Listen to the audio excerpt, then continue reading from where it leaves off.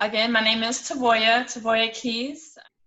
So I want to talk about co-parenting within the same household.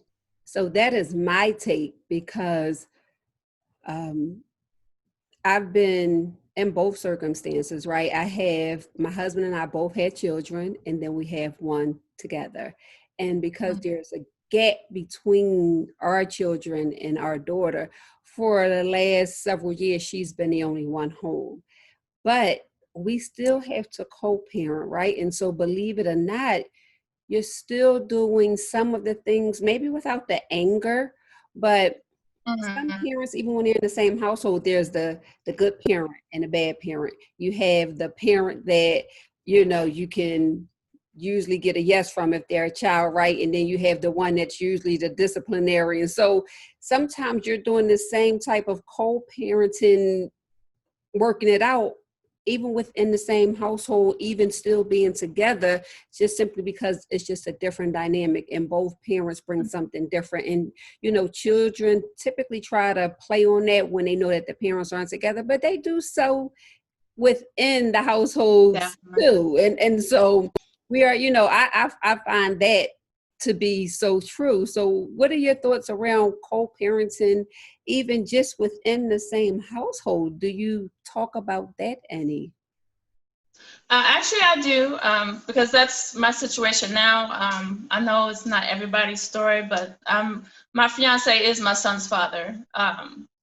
After 5 years of being separated and co-parenting successfully, situation occurred and we got back in our relationship. So now we're engaged to be married. But with that, we both had our own ways of raising our son when we were in two different households. But now that we're in the same household, it can be challenging at times, definitely, because we both feel like, I've been doing this for so long and it's worked. But what I've learned is that the best thing to do is to have those conversations. Talk through the things that you feel that your husband is doing or that your fiance boyfriend are doing that are not the same as what you would typically do, and come to an agreement on how you resolve those issues. It's not going to always be something that you both agree on, but you have to learn to compromise. So you have to have those conversations.